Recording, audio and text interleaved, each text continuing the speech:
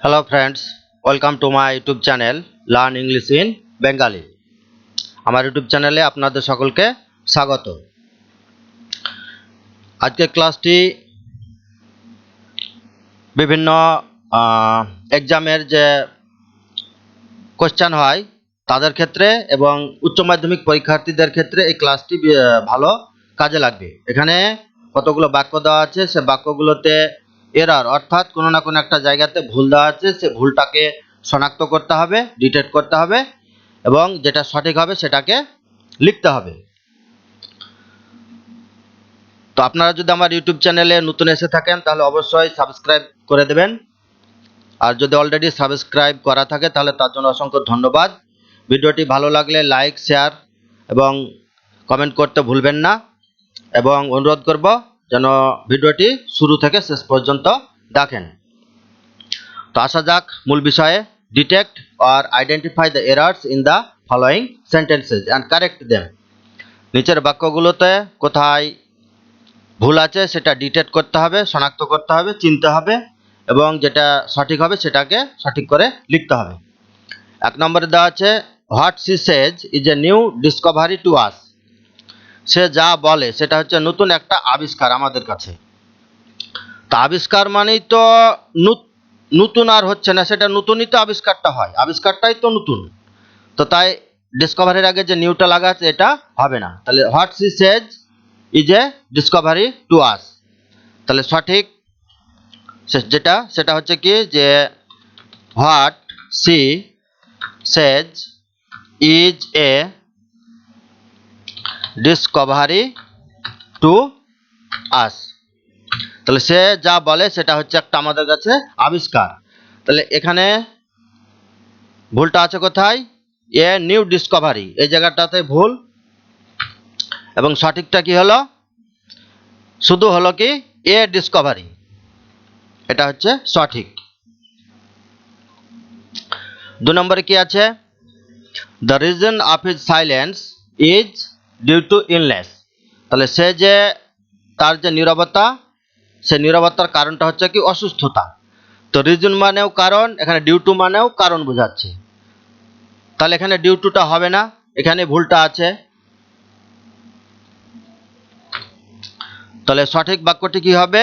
The reason of his silence is illness. The reason of his silence is illness, মানে তার নীরবতার কারণটা হচ্ছে অসুস্থতা। তাহলে সঠিকটা হচ্ছে শুধু, এখানে এই যে রিজন আছে এটা মানেও কারণ বোঝাচ্ছে, এটার পরিবর্তে এটাই থাকলো, কিন্তু ডিউ টুটা এটা বাদ দিয়ে দেওয়া হলো।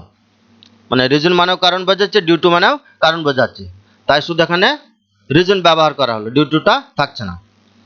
3 নম্বরে কি আছে? She is not such strong as you are. এটা পজিটিভ ডিগ্রিতে আছে এবং নাবোধক ফর্মে আছে, এখানে নট আছে। তো পজিটিভ ডিগ্রির ক্ষেত্রে একটা বিষয় লক্ষণীয়, যদি নেগেটিভ সেন্স হয় বা নাবোধক হয় সেক্ষেত্রে অ্যাজ ডট ডট অ্যাজ বা সাচ ডট ডট অ্যাজ এগুলো না ব্যবহার করে সো ডট ডট অ্যাজ এটাই ব্যবহার করা উচিত। ডট ডট বলছি তার কারণ তার মাঝে কিছু অ্যাডজেক্টিভ বসাতে হবে। তাহলে উত্তরটা হবে, তাহলে এখানে ভুলটা কি আছে? এই যে সাচটা আছে এখানে ভুলটা, এটা হবে না, এখানে হবে কি সো। তাহলে she is not so strong as you are, মানে তুমি যতটা শক্তিশালী ততটা সে শক্তিশালী নয়। তাহলে সাচের জায়গায় এখানে বসানো হলো সো। 4 নম্বর হচ্ছে I have nothing to say on the contrary, মানে অপরপক্ষে বা বিপরীতে বা বিপরীতে আমার কিছু বলার নেই। তো ভুলটা এখানে আছে দুটো জায়গায়, এই যে টু সে দিচ্ছি এখানে একটা ধরে নিতে হবে, আর অন দ্য কন্ট্রারি, এই অন দ্য কন্ট্রারি হয় না, এটা হয় টু দ্য কন্ট্রারি, মানে বাক্যের অর্থ অনুযায়ী। তাহলে উত্তরটা যেটা সঠিক সেটা হবে কি যে I have nothing to any, I have nothing to any to the contrary, I have nothing to any to the contrary। তাহলে এখানে টু অ্যানি হলো এবং টু দ্য কন্ট্রারি ব্যবহার করা হলো অন দ্য কন্ট্রারির পরিবর্তে। 5 নম্বরে কি আছে যে it is much hot in summer. মাছ এটা পরিমাণ অর্থে ব্যবহার করা হয় মাছ, কিন্তু এখানে গ্রীষ্মকালে খুব গরম, তাহলে এখানে মাছের পরিবর্তে ভেরিটা ব্যবহার করতে হবে। তাহলে ভুলটা হচ্ছে এখানেই যে মাছটা দেওয়া আছে এটা হবে না, তার পরিবর্তে ভেরি হবে। তাহলে it is very hot in summer, গ্রীষ্মকালে খুব গরম। তাহলে মাছের পরিবর্তে এখানে ব্যবহার করা হলো কি ভেরি। নেক্সট 6 নম্বরে কি আছে the boy is cured from fever. বালকটির জ্বর ভালো হয়ে গেছে। কিওর্ড আরোগ্য লাভ করা, তো কিওর্ডের পরে ফ্রম হয় না, কিওর্ডের পরে অফ ব্যবহার করা হয়। তাহলে ভুলটা আছে এখানেই, কিওয়ার্ড ফ্রম দেওয়া আছে, এটা হবে অফ। তাহলে সঠিক বাক্যটি হবে কি the boy is cured of fever. বালকটির জ্বর ভালো হয়ে গেছে, মানে জ্বর থেকে সে আরোগ্য লাভ করেছে। কিওয়ার্ডের পরে অফ ব্যবহার করতে হবে, ফ্রম হবে না। 7 নম্বরে কি আছে প্লিজ অ্যাকসেপ্ট হার থ্যাঙ্ক। দয়া করে তার ধন্যবাদ গ্রহণ করুন। তো হার থ্যাঙ্ক এরপরে কোনো অবজেক্ট নাই, এখানে যদি থ্যাঙ্ক ইউ থাকতো, thank you so much, thank you যদি থাকতো তাহলে ঠিক থাকতো, কিন্তু এখানে শুধু থ্যাঙ্ক দেওয়া আছে, এখানে শুধু থ্যাঙ্ক হবে না, এটা হবে কি থ্যাঙ্কস, এটাকে প্লুরাল ফর্মে ইউজ করতে হবে। তাহলে please accept her thanks, please accept her thanks. তাহলে থ্যাঙ্কের পরিবর্তে এটা হবে থ্যাঙ্কস।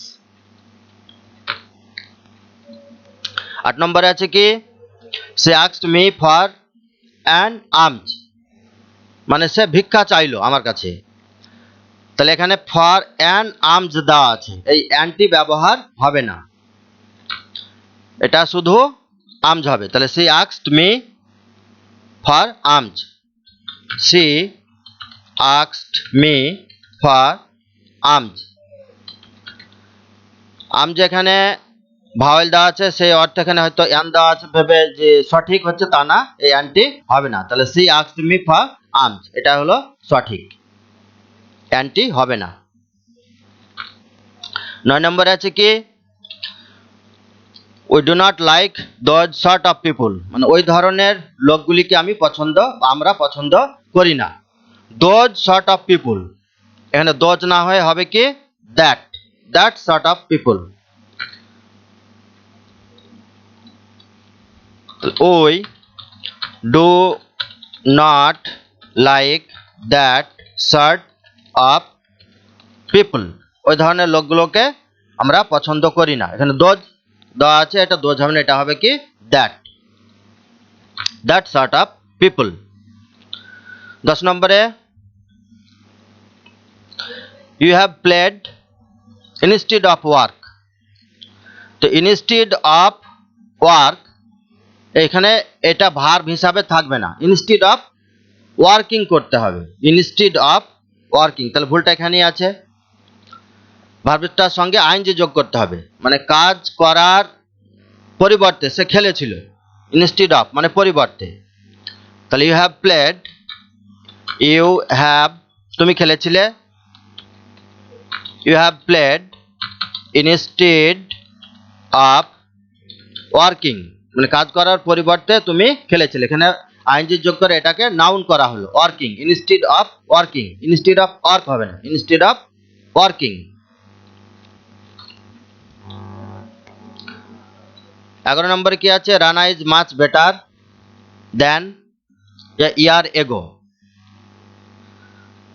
মানে এখন ভালো আছে রানা, 1 বছর আগে সে যতটা ভালো ছিল তার থেকে তুলনামূলক এখন বেশি ভালো আছে। তাহলে আগে যতটা ছিল, তাহলে দেন হি ওয়াজ এ ইয়ার এগো, এখানে উজ্জ্ব আছে, সেটা এই জায়গাটাতেই ভুলটা আছে, এখান থেকে সেটা ঠিক করতে হবে। তাহলে সঠিকটা হবে কি যে Rana is much better than he was a year ago. Rana is much better than he was a year ago. তুলনামূলক এখন সে বেশি ভালো আছে। তাহলে সঠিকটা হচ্ছে তাহলে দেন হি ওয়াজ, এটা এখানে বসাতে হলো। 12 নম্বরে আছে কি please recommend him to the headmaster. হেডমাস্টারের কাছে তাকে সুপারিশ করতে হবে। তো রিকমেন্ড ফর হিম দেওয়া আছে, এই রিকমেন্ডের ফরটি হবে না, এখানে হবে please recommend him to the headmaster. Please recommend him to the headmaster, হেডমাস্টারের কাছে তাকে সুপারিশ করো। এখানে রিকমেন্ড হিম, রিকমেন্ডের পর 40 হবে না, ভুলটা ওখানেই দেওয়া আছে। তাহলে রিকমেন্ড হিম। 13 নম্বরে আছে কি let you and I be witnesses. চলো লেট ব্যবহার করা হয় কোনো প্রস্তাব দেওয়ার ক্ষেত্রে, সাজেশন বা প্রপোজ এক্ষেত্রে ব্যবহার করা হয়। চলো তুমি এবং আমি সাক্ষী হই। তো ইউ অ্যান্ড আই দেওয়া আছে, এখানে আইটা হবে না, এটা হবে কি ইউ অ্যান্ড মি। এখানে ইউ অ্যান্ড মি ব্যবহার করতে হবে আয়ের জায়গায়, মিটাই সঠিক। তাহলে let you and me be witnesses.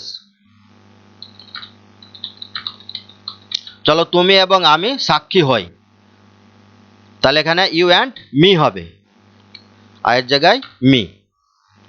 14 নম্বরে আছে কি thank you for all your troubles. তোমার সমস্ত সমস্যার জন্য ধন্যবাদ। তো সমস্ত সমস্যার জন্য ধন্যবাদ বলতে কিরকম একটা খাপ ছাড়া ভাব লাগছে, তাহলে ভুলটা এখানেই আছে, ইউর ট্রাবলস, এখানে ভুলটা দেওয়া আছে। তাহলে সঠিকটা কি করতে হবে, যে তুমি যে সমস্ত সমস্যাগুলোর সম্মুখীন হয়েছ দিয়ে তুমি সফলতার দিকে এগিয়েছো তার জন্য তোমাকে ধন্যবাদ। তাহলে thank you for all the troubles you have taken. Thank you for all the troubles you have taken. তুমি যে সমস্ত সমস্যার সম্মুখীন হয়েছ বা সমস্যার সমাধান করেছো তার জন্য তোমাকে ধন্যবাদ। তাহলে এখানে হলো all the troubles you have taken, এটা হচ্ছে সঠিক। 15 নম্বরে কি আছে I went to the station with a view to receive my friend.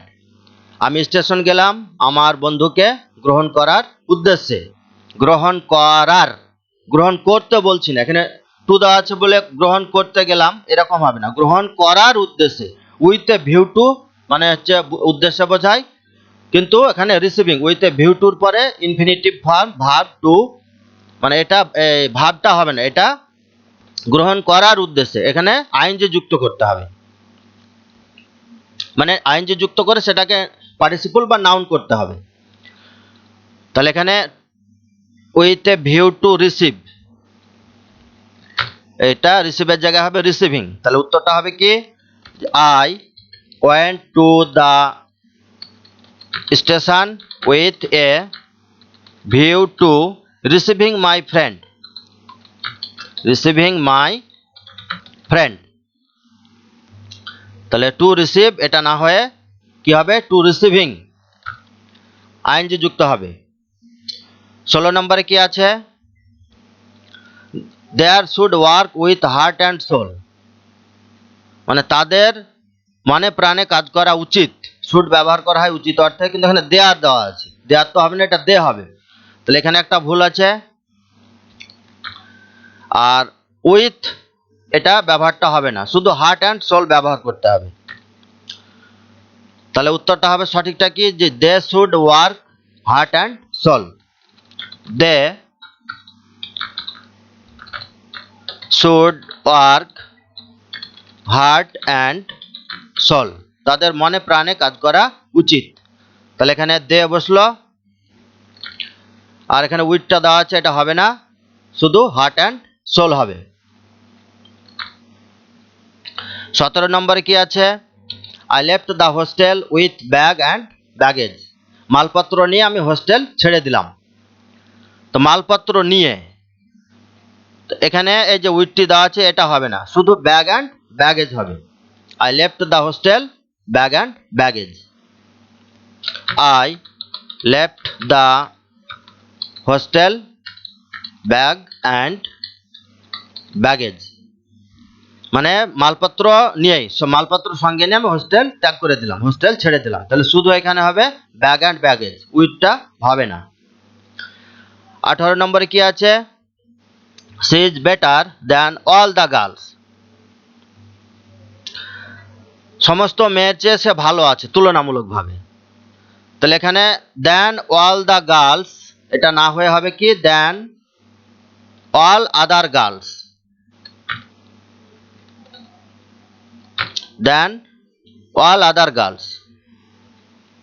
C is better, she is better than all other girls, মানে অন্যান্য সমস্ত মেয়ের চেয়ে সে তুলনামূলক ভালো আছে। তাহলে এখানে হলো than all other, all the girls না হয়ে দ্যান অল আদার। 19 নম্বরে কি আছে? You should shut the lamp, তোমার ল্যাম্পটা বন্ধ করে দেওয়া উচিত। শাট মানে বন্ধ করে দেওয়া, তো ল্যাম্প তো আর বন্ধ করে দেওয়া বলা হয় না, ল্যাম্পটাকে নিভিয়ে দেওয়া বোঝায়। তাহলে এই শাট এখানে ভুলটা আছে, বন্ধ বোঝায় না, নিভিয়ে দেওয়া বোঝায়। তো শাটে নিভিয়ে দেওয়ার ইংরেজি কি? Phrasal verb put out. তাহলে শাটের জায়গায় ব্যবহার করতে হবে পুট আউট। তাহলে you should put out the lamp, put out the lamp. Put out মানে নিভিয়ে দেওয়া, এটা একটা ফ্রেজাল ভার্ব, শাট হবে না, তার পরিবর্তে পুট আউট ব্যবহার করতে হবে। 20 নম্বরে আছে কি? A man sat in a tree, একটা মানুষ গাছের মধ্যে বসলো। তো গাছের মধ্যে তো বোঝায় না, স্যাট অন বোঝায়, গাছের উপরে বোঝায়, স্যাটের পরে অন ব্যবহার করা হয়। এই যে স্যাট প্রিপজিশন, স্যাটের পরে ইন দেওয়া আছে, এটা হবে স্যাট ওয়ান, মানে কোনো কিছুর উপরে বসা, স্যাট ওয়ান। তাহলে সঠিকটা হচ্ছে কি? A man sat on a tree, a man sat on a tree, এখানে স্যাট অন হলো।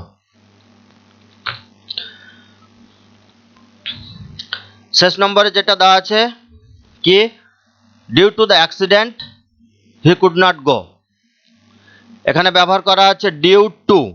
ডিউ টু মানে জন্য বা কারণে বোঝায়, দুর্ঘটনার জন্য বা দুর্ঘটনার কারণে সে যেতে পারেনি। তো এখানে ডিউ টু হবে না, এখানে হবে কি? Owing to. ওয়িং টু মানেও জন্য বোঝায়, তবে দুটোর পার্থক্য আছে, সেটা বিশ্লেষণ হচ্ছে। Owing to the accident he could not গো, দুর্ঘটনার জন্য সে যেতে পারেনি। তাহলে এখানে ডিউটির পরিবর্তে ব্যবহার করতে হবে কি? Owing to. আচ্ছা, এবার পার্থক্যটা কখন আমরা ডিউ টু ব্যবহার করব এবং কখন ওয়িং টু ব্যবহার করব, মানে দুটোই একই বোঝাচ্ছে।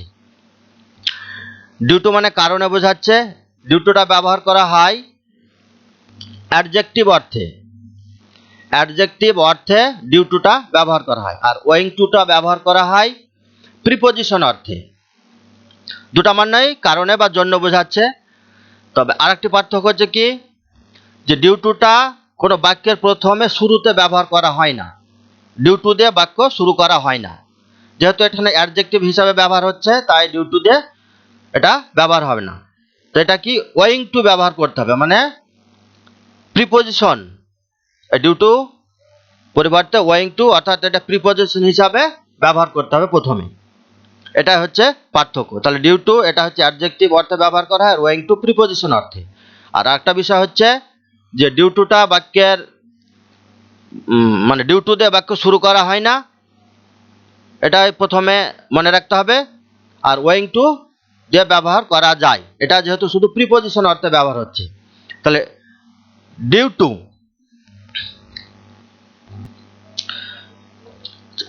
তাহলে ডিউ টু এবং ওয়িং টু এই দুটো ব্যবহার করার ক্ষেত্রে আমাদেরকে আরেকটা জিনিস মনে রাখতে হবে।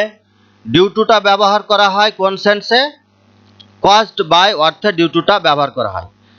এই যে ডিউ টু, এটা কোন ক্ষেত্রে? যে ক্ষেত্রে কোনো বাক্যে কজড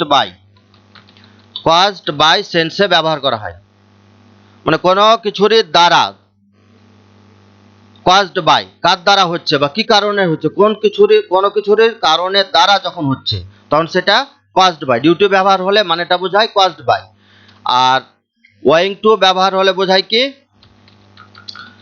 ওয়িং টু এটা মানে বোঝায় বিকজ অফ, জন্য বা কারণে, কারণের দ্বারা বোঝায় না, কারণে বোঝায়, বিকজ অফ। তাহলে ওয়িং টু যখন ব্যবহার করা হবে তখন মানেটা বোঝায় বিকজ অফ, জন্য বা কারণে, অন অ্যাকাউন্ট অফ, জন্য কারণে। আর কজড বাই মানে কারণের দ্বারা, মানে কোন কারণে ঘটেছে বা কোন কারণের দ্বারা কোনো একটা দুর্ঘটনা হোক বা যেটা হোক ঘটেছে, সেটার ক্ষেত্রে যখন ডিউটি ব্যবহার করে তখন সেটা মানেটা বোঝায় কজড বাই। আর ওয়িং টু হচ্ছে জন্য, ফর, বিকজ অফ, জন্য, কারণে। তাহলে এটা প্রিপজিশন অর্থে ব্যবহার করা হয়, যেমন ফর বলছি, বিকজ অফ। আর কজড বাই এটা অ্যাডজেক্টিভ অর্থে ব্যবহার করা হয়। তাহলে আজকের ক্লাস এ পর্যন্তই। যদি ভিডিওটি দেখে আপনারা উপকৃত হয়ে থাকেন তাহলে অবশ্যই লাইক, শেয়ার, কমেন্ট করতে ভুলবেন না। এবং সর্বোপরি আমার এই YouTube channel learn English in Bengali subscribe করে অবশ্যই পাশে থাকবেন। আপনাদের ভালোবাসা, স্নেহ ভালোবাসা আমাকে এ ধরনের ভিডিও তৈরি করতে আরও উৎসাহ দেবে। তো thank you so much for watching my video. আপনাদের দিন শুভ হোক, সুস্থ থাকুন, ভালো থাকুন, এই বলে আমি আমার আজকের ক্লাস শেষ করছি। ধন্যবাদ।